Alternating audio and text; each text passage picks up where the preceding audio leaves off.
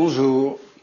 Il n'y a pas que Jeanne d'Arc qui entende des voix, ça arrive à beaucoup de personnes, et notamment à des rabbins dans le Talmud, et à bien d'autres aussi. Et donc, avec le rabbin Raphaël Sadin, nous allons tout d'abord lire une curieuse histoire qui est arrivée à un rabbin du Talmud.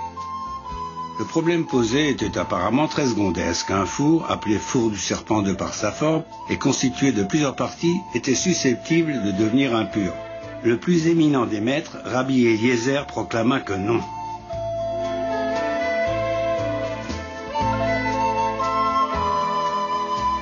Afin de prouver qu'il avait raison, Rabbi Eliezer fit successivement 3 miracles. Si j'ai raison, que cet arbre se déplace. Et l'arbre se déplaça. Les rabbins répondirent, le déplacement d'un arbre ne prouve rien. Alors dit Rabbi Eliezer, que cette rivière remonte à contre-courant, ce qui fut fait.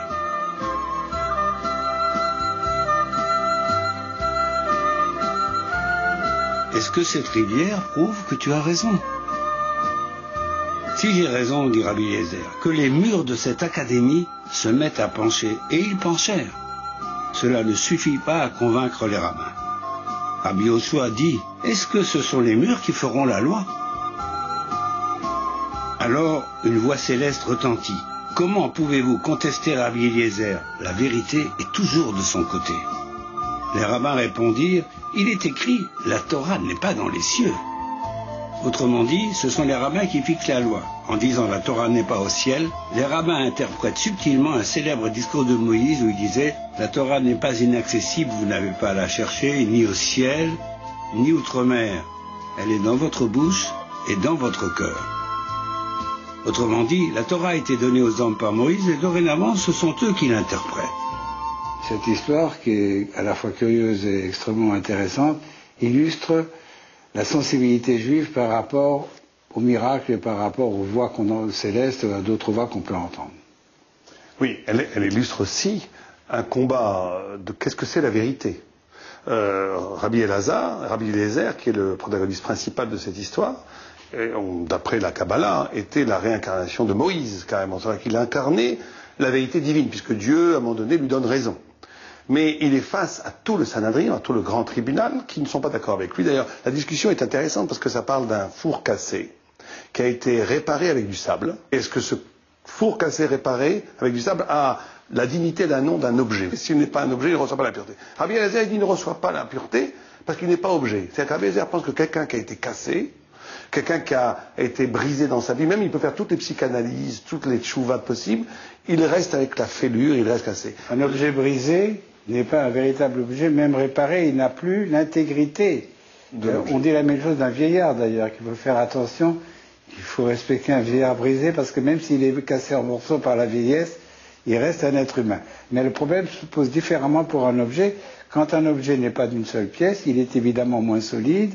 Donc voilà un four qui a été réparé, qui a plusieurs étages, et la question se pose de savoir s'il est un objet, auquel cas il pourrait devenir impur si quelqu'un qui est impur parce qu'il a touché un mort vient le toucher, ou bien il peut ne pas être impur. Oui, alors la discussion qui paraît tout à fait technique renvoie en vérité à une question métaphysique, à savoir est-ce qu'il y a un retour aux choses? Est-ce que la repentance ou la réparation intérieure est-elle définitive au point où je renais neuf? Ah, vous voulez dire que quand on discute au savoir si un objet peut être réparé, il s'agit de savoir en vérité si un homme peut être réparé? Si un homme peut être réparé. Et Rabbi Eliezer pense que non. Et Rabbi pense que oui, la loi est comme les sages, qu'un homme, on se rassure, un homme peut se réparer totalement et redevenir absolument comme s'il n'avait jamais été brisé ni jamais cassé. Et à ce moment-là, Rabbi Eliezer fait effectivement le premier miracle, c'est-à-dire si j'ai raison que ce caroubier s'arrache de 400 amots, 200 mètres, le miracle a lieu. Et les commentateurs nous disent qu'est-ce qui signifie par la Rabbi Eliezer? Pourquoi il a pris cet exemple? Pourquoi il a pris cet exemple? Un arbre se déplace. Et le caroubier. Alors le caroubier, dans la tradition talmudique, vous savez que c'était la nourriture minimale qui était absorbée par les grands saints qui jeûnaient pour que le temple ne soit pas détruit. Ils mangeaient un caroub par jour. Voilà. C'est-à-dire que, et les commentateurs nous disent, Rabbi Eliezer leur dit, vous êtes dans le multiple, vous êtes dans l'opinion, dans la surconsommation intellectuelle, moi je suis dans l'essence. Je suis dans l'essence et je vous dis l'essence même des choses. Et eux, ils répondent, non, cette façon d'être essentielle ne peut pas contredire le multiple à voix de la majorité que nous représentons. Et là, Rabbi Eliezer leur répond une chose incroyable. Il a dit, mais vous oubliez que moi, j'ai intégré toutes vos opinions. Je suis la multiplicité intégrée dans l'une, la synthèse, le multiple intégré dans une voie unique, et il pensait qu'une personne qui était capable d'intégrer le multiple des opinions, de la synthétiser et de la réduire à sa plus stricte et intime vérité était plus forte que le multiple des idées. Et eux, les Haramim, disent non, pas du tout. Deuxième miracle, ils disent si j'ai raison. C'est vrai que c'est le problème intéressant ici, c'est savoir si un individu peut avoir raison contre tout le monde. Exactement, c'est la question de notre page de Gemara. Et le deuxième miracle qu'il fait, c'est que vous savez que il fallait que dans le grand Sanhedrin, dans le grand tribunal, il y ait un cours d'eau. Un cours d'eau, et le cours d'eau, il arrive à faire un miracle de renverser le cours d'eau.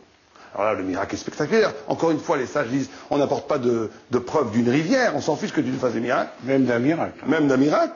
Et alors qu'est-ce qu'il leur signifie par là? Il avait compris que le miracle n'était pas suffisant. Il a dit, vous avez des opinions qui suivent le cours des choses. Vous êtes dans l'être qui va, vous êtes suivez le courant. Vous suivez le courant, vous êtes victime de la pesanteur des idées. Moi, je suis capable de renverser le sens et d'arriver à contre-courant. À contre-courant, et celui qui va contre le courant va à la source. Il va à la source de la vérité. Remonte à la source. Et là aussi, il repousse. Et à la fin, là, il y a un texte extraordinaire, que moi je trouve renversant. Il dit, si j'ai raison, que les murs du temple s'écroulent sur nous et que nous mourrons tous. Et à ce moment-là, les murs commencent à s'incliner, tout le monde va mourir. Rabbi Yoshua, qui était son adversaire intellectuel, se lève et dit au mur, de quoi vous mêlez-vous? C'est pas parce que les sages se combattent eux-mêmes entre eux que vous devez intervenir. Et on dit que les murs sont restés penchés. Et la Gemara a une phrase admirable. Elle dit, le Beth Midrash aujourd'hui est encore penché. Vous avez une vraie synagogue, un vrai temple d'étude de la Gemara, de la Torah et du savoir divin, doit avoir les murs penchés. Alors ça veut dire quoi? D'abord, que Rabbi Eliezer puisse dire une chose, c'est une chose que nous on a beaucoup de mal à comprendre. Rabbi Eliezer pense jusqu'au bout la vérité, où il dit, il vaut mieux mourir que vivre dans le mensonge. Peu de gens aujourd'hui ont un rapport avec un événement de vérité, ont un rapport avec l'idée, avec la vérité elle-même, qui va jusqu'à la mort. Le Talmud nous signifie par là qu'une vérité n'est digne d'être vérité que si on est prêt, qu'on est prêt à dire cette phrase. Si on est dans le mensonge, vaut mieux mourir. C'est-à-dire que la vérité est tellement cardinale, tellement importante à la vie, qu'elle est plus importante que la vie. Bah écoutez, s'il y a eu de la résistance au nazisme, au communisme et à tout ça, c'est parce qu'il y a des gens qui ont pensé que la mort de la vérité était plus important que la vie. Tout à fait. Mais c'est quelque chose d'admirable chez l'homme, cette capacité de s'extraire à l'égotisme, à l'égoïsme, à l'animalité, à l'instinct de préservation, au nom de la vérité pure, sans aucun intérêt, ni politique, ni financier. Déjà une chose extraordinaire. Et on dit justement que ces murs ont été penchés, cette tension qui se doit d'être dans tout le lieu d'études juifs, c'est l'intrusion violente de la parole de Dieu, de la métaphysique de Rabbi Eliezer, qui doit être, en d'autres termes, on ne peut pas avoir un discours de Torah, un discours de vérité talmudique, si on est carré. Si les choses sont comme ça ou comme ça, il faut qu'il y ait cette double tension. C'est-à-dire une introduction d'une vérité transcendante, presque inaudible, indicible, inouïe pour les oreilles humaines, mais aussi ce mouvement de résistance humaine, qui pousse, qui dit, mais d'un point de vue humain, on n'est pas d'accord. Et donc la vérité serait cette double pression, une pression de l'intrusion violente du divin, l'opposition violente de l'humain, et dans l'interprétation de ces deux forces, la vérité ne peut arriver qu'à ce prix-là. Oui. Alors les rabbins interprètent un très beau texte de la Torah, dans lequel Dieu dit, vous savez, la loi que je vous donne aujourd'hui, elle n'est pas au ciel pour que vous soyez obligés d'aller la chercher au ciel. Elle n'est pas de l'autre côté de la mer pour que vous soyez obligés de traverser l'Atlantique pour la trouver ou la Méditerranée. Non, elle est dans votre cœur et dans votre bouche. Et ce verset magnifique commence par les mots « elle n'est pas au ciel ».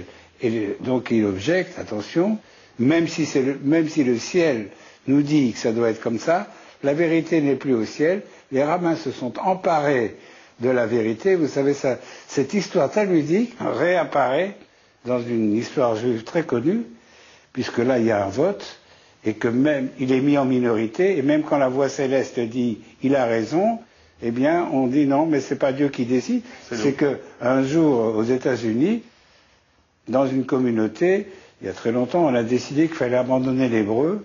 Le conseil d'administration s'est réuni pour dire qu'on ne pouvait plus prier en hébreu, parce que les gens ne comprenaient pas ce qu'ils disaient, et que les finances de la communauté étaient très basses.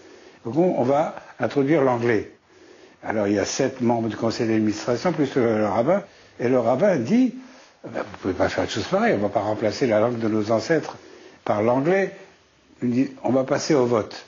Alors, et à ce moment, les 7 membres du conseil votent qu'il faut supprimer l'hébreu, le remplacer par l'anglais. Le rabbin est désespéré, Et c'est donc la transcription de cette histoire talmudique. Il lève les yeux au ciel et dit, Seigneur, fais quelque chose pour ces stupides juifs américains, et dit qu'il faut prier en hébreu, et à ce moment-là, on entend une voix qui sort du ciel et qui dit « The rabbi is right ». Parce que Dieu parle avec l'accent anglais, vous savez. « The rabbi is right », le rabbin a raison. Les types se regardent tous, les 7 membres du conseil d'administration sont stupéfaits, et il y en a un qui dit « Ok, ça change rien, adopté par cette voix contre deux ». Et donc c'est exactement la transcription de cette histoire où les hommes prétendent « Ne te mêle pas de nos affaires, tu nous as donné la Torah, mais nous on fait ce qu'on veut ». Moi je l'analyse un peu différemment, parce que ça c'est la prochaine l'étape suivante. Après, Rabbi Eliezer dit, tout d'abord, quand on parle de ce mur penché, pour expliquer jusqu'au bout cette idée, c'est que la vérité n'est pas dans une sorte, j'ai des dogmes qui viennent du ciel tout droit, et je vous l'ai dit, ça n'est pas la vérité. Ou bien d'une interprétation subjective, et c'est là où je ne serais peut-être pas tout à fait d'accord sur l'interprétation de ce qui s'est passé dans ce conseil d'administration américain, où là, on n'entend que la voix humaine. Donc la voix humaine, c'est pas non plus intéressant. Ce qui est intéressant, c'est justement quand, à partir de l'intelligence humaine, j'essaye d'interpréter une volonté de Dieu qui est inscrite dans le texte. Et à partir de là, il y a cette double tension qui fait que les murs sont penchés. Mais effectivement, à ce moment-là, Rabbi Eliezer, presque désespéré, dit « Si j'ai raison, que Dieu lui-même vienne et dise que j'ai raison. » Et la voix céleste clame dans le temple, dans le Sanhedrin, en disant « Ma lachem im Rabbi Eliezer shalacha kamou bechol davar. » Qu'est-ce que vous avez à vous mêler avec Rabbi Eliezer? C'est la halacha est comme lui en toutes choses, il est plus fort que vous. Il a toujours raison. Et là, il répond de la phrase que vous avez évoquée « L'âme n'est pas au ciel. Voilà. » Et là, Dieu répond en riant. On dit que Dieu a ri. Et dit « Nitzruli banai, Nitzruli banai. » Ils m'ont vaincu mes enfants, c'est le sens littéral. Oui. Et les commentateurs interprètent Nitzruli aussi par un jeu de mots, de la mot Netzar, qui veut dire ils m'ont rendu éternel mes enfants, ils m'ont rendu éternel mes enfants. Alors là, justement, on tombe dans une vision de la vérité qui est incroyable, puisque si Dieu lui-même dit qu'il a raison, on n'est pas ici dans une optique démocratique. Si Dieu dit que Rabbi Eliezer a raison. Comment est-ce qu'ils ont le toupet de dire non, on n'écoute pas Dieu? On parle ici de spiritualité, on ne parle pas ici d'un conseil justement d'administration où il s'agit de gérer les choses de la cité. On parle ici d'une interprétation de la Torah elle-même. Donc si Dieu vous dit que vous avez raison, il faut écouter le bon Dieu. Qu'est-ce que c'est que cette histoire?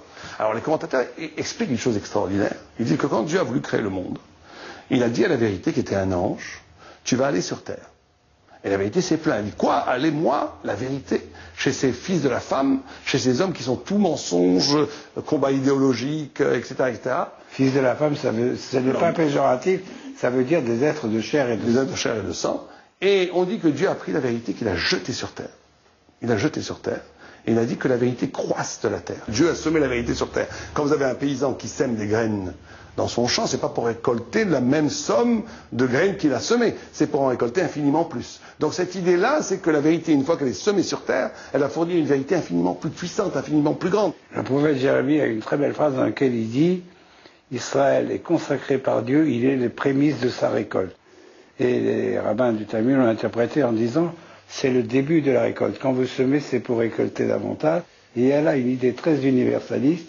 Dieu a semé le peuple juif, c'est-à-dire aussi, il a disséminé parmi les nations pour qu'ils aident le monde à récolter la vérité. Merci Rabbi Sazna.